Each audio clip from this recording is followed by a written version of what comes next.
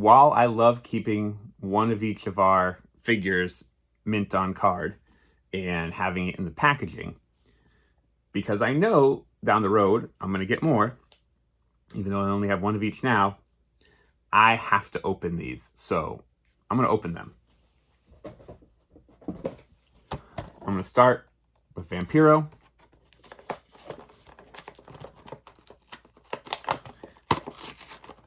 Pop this open. And for those of you that don't really understand or aren't familiar with the whole idea of highly articulated, most articulated. So back in the day when we had Hasbro, the original Hasbros, right?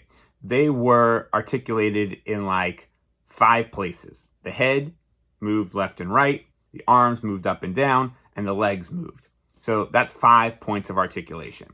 Nowadays, figures are much more advanced. And even though there's kind of the retro wave where people are only doing 5 points of articulation, or maybe 7 points, maybe the arm moves at the elbow, or the knee moves, not a lot of people outside of Mattel for WWE and Jazzwares for AEW have been releasing highly articulated figures, 25 to 40 points of articulation.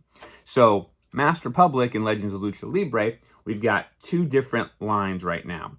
We've got our Fanaticos, which are 25 about points of articulation. That means they move in 25 places.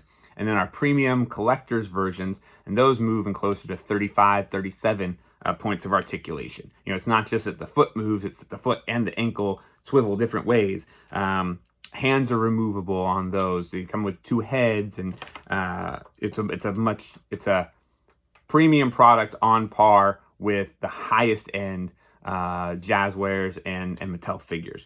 And for the Fanaticos, though, originally we were kind of calling that this was our more basic line, but that does a huge disservice to them, because a Mattel WWE basic does not move, does not have 25 points of articulation.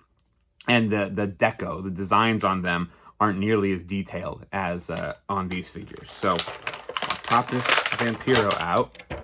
And again, there's a bad glare, so I don't know if you're going to be able to see it. But just look at the detail. Look at the detail of the braids, the detail of the tattoos. And then, yeah, you've got your hands that move at the wrist.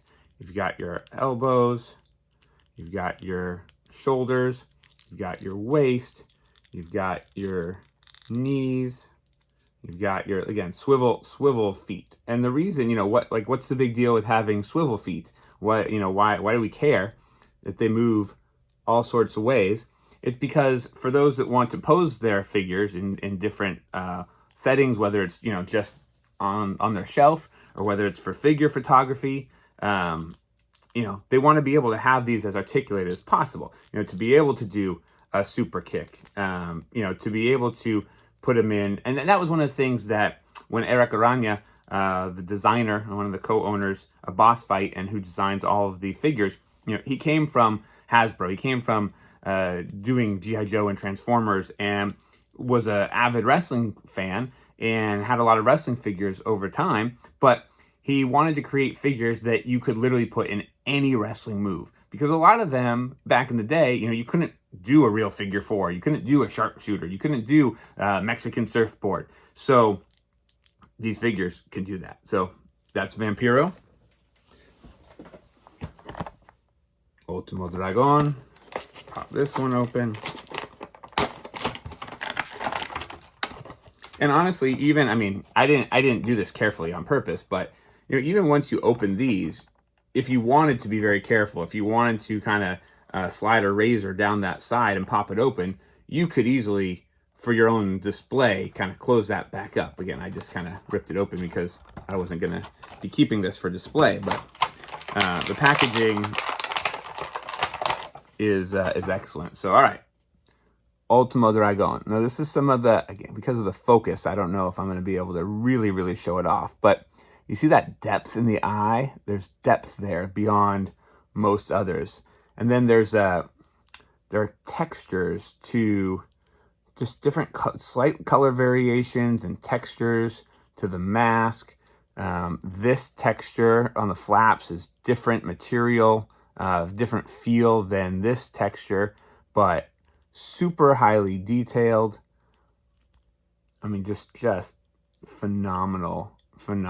And again, there have been a number of Ultimo Dragon toys over the years, but this is the most articulated one that's ever been released. We've got Dragon there. All right, let's pop open Hijo del Perro Aguayo.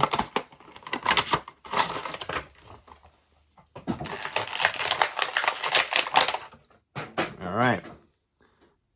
I mean, I gotta say, we spent a lot of time going back and forth trying to get the best Hijo del Perro Aguayo likeness that we can get. I think if you're following or if you know the wrestling action figure business, you know that sometimes the likenesses are difficult. You know, I find that when someone has a lucha mask on, it's a lot easier to get their likeness correct than it is obviously if they're unmasked. But I'm really excited and proud about how our Taya Valkyrie figure in Wave 1 came out. They did an excellent job on her face. And I mean, just seeing the smirk, that this is such a great Hijo del Perro Aguayo. Like, anybody that sees this figure is going to know, if they know Hijo del Perro Aguayo, who this is. Plus, you've got the Perros Del Mal t-shirt around the waist, which was a signature when Perros Del Mal was really the dominant Rudo heel group in Mexico. So there we go. Hijo del Perro Aguayo, first ever in this look, and the most articulated ever. There was a Hijo del Perro Aguayo, an earlier look of his that was put out by CMLL when he was the top Rudo in CMLL, but not nearly as articulated as that one.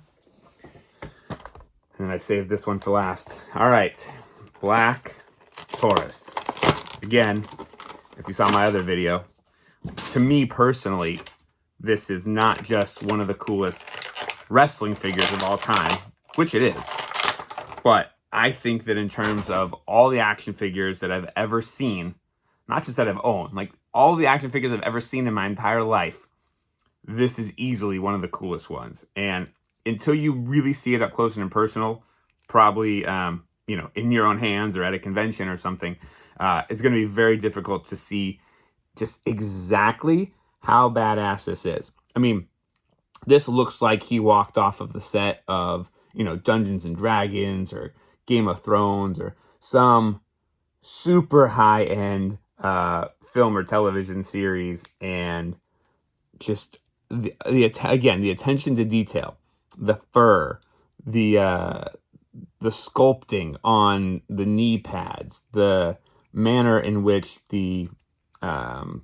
fringes are made, the belt that he's got on, and then again going to the head. And I'm not a professional cell phone video maker, but the depth to the eyes and being able to look at that mask, the cords, the braids on his beard.